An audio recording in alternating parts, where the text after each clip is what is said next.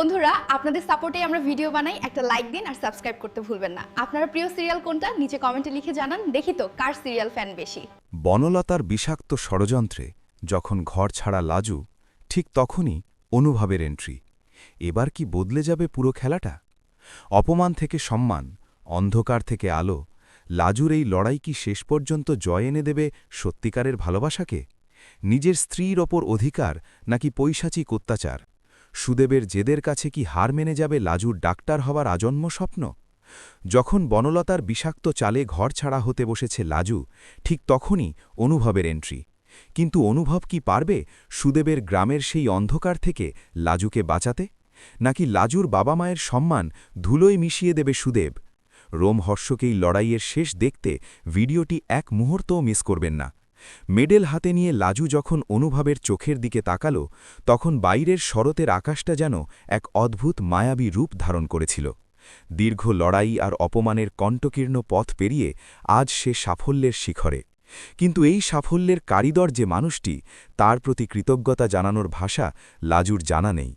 অনুভব মৃদু হেসে লাজুর মাথায় হাত রেখে আশীর্বাদ করল, আর মনে মনে ভাবল, যে মেয়েটা একদিন সুদেবের ভয়ে কুঁকড়ে থাকত, আজ সে কতটাই আত্মবিশ্বাসী।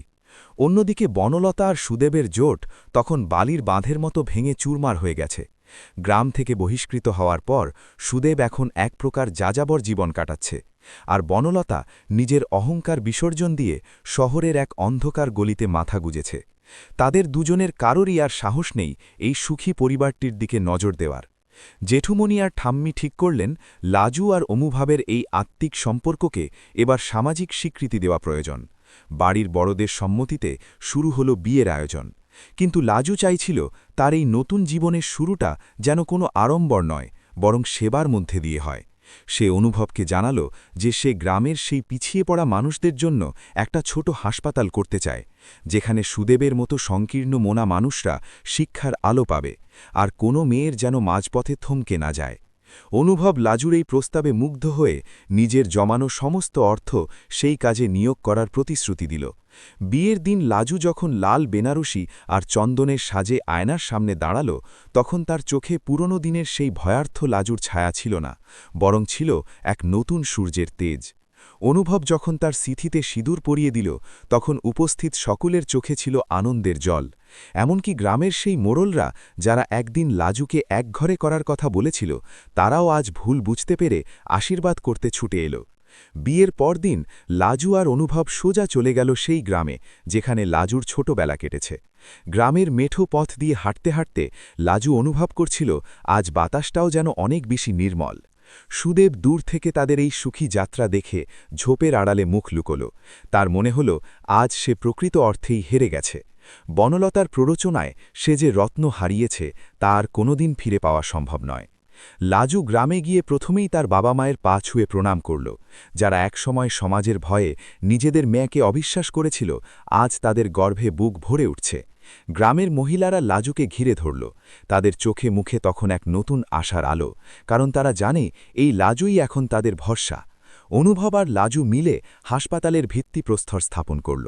সেই মুহূর্তটি ছিল এক ঐতিহাসিক সন্ধিক্ষণ, যেখানে অন্ধকারকে জয় করে আলোর জয়গান গীত হচ্ছিল। সময়ের সাথে সাথে লাজুর খ্যাতি চারিদিকে ছড়িয়ে পড়ল। সে শুধু একজন দুঃখ ডাক্তার নয়, বরং গরিবের মসিহা হিসেবে পরিচিতি পেল। অনুভব সবসময় ছায়ার মতো তার পাশে থাকল। বনলতা একদিন অসুস্থ অবস্থায় লাজুর হাসপাতালেই ভর্তি হল। লাজু যখন তাকে চিকিৎসা করতে গেল, বনলতা লজ্জায় চোখ তুলে তাকাতে পারল না। কিন্তু লাজু কোনো প্রতিশোধের কথা না ভেবে পরম মমতায় তার সেবা করল। বনলতার দু চোখ দিয়ে অশ্রু গড়িয়ে পড়ল। সে বুঝতে পারল ক্ষমা আর ভালোবাসার শক্তি কতটা প্রবল। লাজু তাকে বলল, দিদি, অতীত ভুলে যান, এখন থেকে নতুন করে বাঁচতে শিখুন। লাজুর এই মহানুভবতা দেখে হাসপাতালের সকল কর্মী আর রোগী অবাক হয়ে গেল। ধীরে ধীরে সুদেবও একদিন অনুতপ্ত হয়ে লাজুর কাছে এসে ক্ষমা চাইল।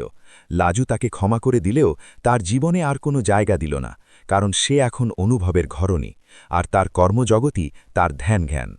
অনুভব আর লাজু এক পরন্ত বিকেলে হাসপাতালের বারান্দায় দাঁড়িয়ে সূর্যাস্ত দেখছিল। অনুভব লাজুর হাতটা চেপে ধরে বলল, জীবনটা সত্যিই অনেক সুন্দর যদি পাশে তোমার মতো কোনো যোদ্ধা থাকে। লাজু হেসে অনুভবের কাঁধে মাথা রাখল আর ভাবল কত চড়াই উতরাই পেরিয়ে আজ তারা এই শান্তিতে পৌঁছেছে। লাজুর জীবন থেকে অন্ধকারের মেঘ চিরতরে কেটে গিয়ে এখন পূর্ণিমার চাঁদের মতো উজ্জ্বল হয়ে উঠেছে। তাদের এই ভালোবাসার গল্প এখন গ্রামের ঘরে ঘরে রূপকথা হয়ে ঘুরে বেড়ায়, যা নতুন প্রজন্মের মেয়েদের স্বপ্ন দেখতে শেখায় আর শেখায় অন্যায়ের বিরুদ্ধে মাথা উঁচু করে দাঁড়াতে।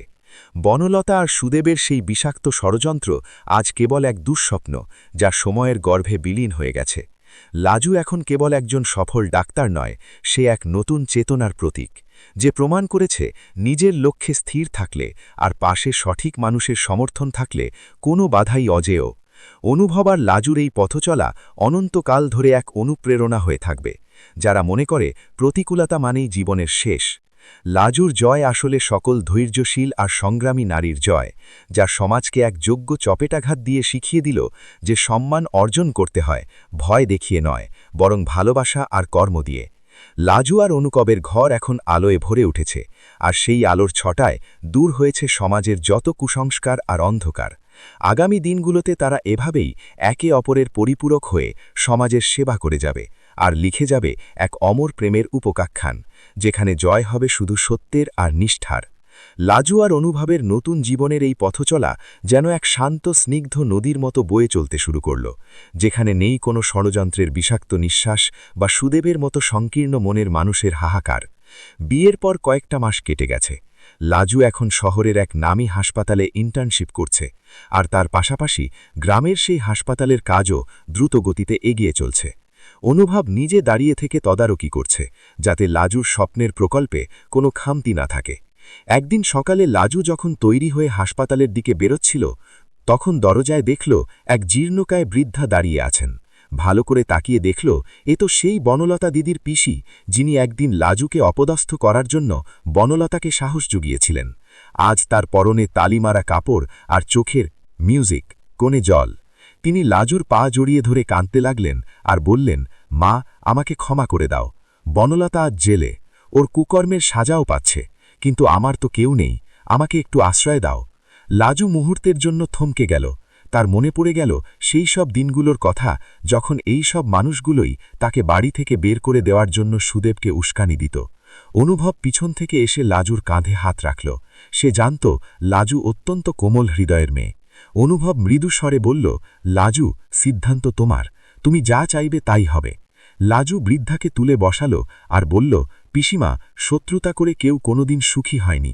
আমি আপনাকে আমাদের গ্রামের সেই বৃদ্ধাশ্রমে থাকার ব্যবস্থা করে দেব, যেখানে আপনি সম্মানের সাথে দুবেলা খেতে পাবেন। লাজুর এই মহানুভবতা দেখে অনুভব মনে মনে হাসল। সে ভাবল, লাজু সত্যি এক অনন্য সাধারণ নারী, যার মনে প্রতিহিংসার কোনো স্থান নেই। ওদিকে গ্রামে সুদেবের অবস্থা আরও শোচনীয় হয়ে উঠল। সে যখন জানতে পারল লাজু আর অনুভব গ্রামে একটা বড় হাসপাতাল করছে আর সেখানে গ্রামের হাজার হাজার মানুষের কর্মসংস্থান হচ্ছে, তখন তার মনে এক অদ্ভুত হীনমন্যতা তৈরি হল। সে ভাবল, যে মেয়েটাকে সে অবহেলা করত, আজ সেই মেয়েটাই পুরো গ্রামের ভাগ্যবিধাতা হয়ে দাঁড়িয়েছে। সুদেব একদিন মদ্যপা অবস্থায় সেই হাসপাতালের নির্মাণাধীন এলাকায় গিয়ে চিৎকার করতে লাগল। সে বলতে লাগল, এই জমি আমার, লাজু আমার বউ, ওকে আমি দেখে নেব। কিন্তু গ্রামের মানুষ আর এখন আর আগের মতো ভীত নয়। তারা লাজুকে নিজেদের ঘরের মেয়ে মনে করে। গ্রামের জোয়ান ছেলেরা সুদেবকে জাপটে ধরল আর বলল, সুদেববাবু, অনেক হয়েছে। আর একবার যদি লাজু দিদিমণির নামে কোনো খারাপ কথা বলেছেন, তবে গ্রাম থেকে চিরতরে বিদায় নিতে হবে। সুদেব ভয়ে কুঁকড়ে গেল। সে বুঝতে পারল লাজুর শক্তি এখন আর তার একার নয়, বরং পুরো মিউজিক, গ্রামের আশীর্বাদ তার সাথে আছে। লাজু যখন এই খবর পেল, সে অনুভবকে বলল, চলো একবার গ্রামে যাই। সুদেবকে আমাদের বোঝানো দরকার। ঘৃণা দিয়ে ঘৃণা মেটানো যায় না। অনুভব প্রথমে রাজি না হলেও লাজুর জেদের কাছে হার মানল। তারা যখন গ্রামে পৌঁছল, তখন দেখল সুদেব এক গাছতলায় বসে শূন্য দৃষ্টিতে তাকিয়ে আছে। লাজু তার সামনে গিয়ে দাঁড়াল। সুদেব লাজুকে দেখে চমকে উঠল আর বলল, তুমি এখানে কেন এসেছ? আমাকে অপমান করতে? লাজু শান্ত গলায় বলল, না সুদেব, তোমাকে অপমান করতে আসিনি, তোমাকে জীবনের মানে বোঝাতে এসেছি। তুমি যদি চাও, আমাদের এই হাসপাতালে একটা ছোট কাজে যোগ দিতে পারো, যেখানে তুমি মানুষকে সাহায্য করতে পারবে। নিজেকে সংশোধন করার এটাই তোমার শেষ সুযোগ। সুদেব অবাক হয়ে লাজুর দিকে তাকিয়ে থাকল। সে ভাবতেই পারেনি যে মেয়েটাকে সে লাঞ্ছিত করেছে সেই মেয়েটাই আজ তাকে বাঁচার পথ দেখাচ্ছে। সুদেবের চোখ দিয়ে টপ টপ করে জল পড়তে লাগল। সে লাজুর পায়ের কাছে বসে ক্ষমা চাইল আর বলল, লাজু, আমি মানুষ চিনতে ভুল করেছি, আমাকে ক্ষমা করে দাও। দূর থেকে এই দৃশ্য দেখছিল অনুভব। তার মনে হল আজ লাজুর বিজয় সম্পূর্ণ হল, কারণ সে শুধু ডাক্তার হয়ে রোগ সারায়নি, বরং একটা পচে যাওয়া মনকেও সারিয়ে তুলেছে। কয়েক বছর পর সেই গ্রামের চিত্রটা পুরোপুরি বদলে গেল। সেখানে এখন বড় এক হাসপাতাল আর স্কুল হয়েছে। লাজু এখন সেই হাসপাতালের প্রধান ডাক্তার আর অনুভব তার প্রশাসনিক কাজ সামলায়। বনলতা জেল থেকে ছাড়া পাওয়ার পর অনেক চেষ্টা করেছিল আবার ফিরে আসতে, কিন্তু সমাজের মানুষ তাকে আর গ্রহণ করেনি। সে এখন এক অনাথ আশ্রমের স্বেচ্ছাসেবী হিসেবে কাজ করে নিজের পাপের প্রায়শ্চিত্ত করছে। লাজু আর অনুভবের কোলে এখন এক ছোট্ট দেবদূত এসেছে, যার হাসিতে সারা বাড়ি মুখরিত থাকে। জেঠুমণি আর ঠাম্মি এখন নাতিপুতি নিয়ে সুখে দিন কাটাচ্ছেন। লাজু মাঝে মাঝে ভাবলে অবাক হয়ে যায়, মিউজিক, সেই অন্ধকার দিনগুলোর কথা যখন তার মনে হতো সব শেষ হয়ে গেছে, কিন্তু অনুভবের সেই শক্ত হাতের বাঁধন আর নিজের অদম্য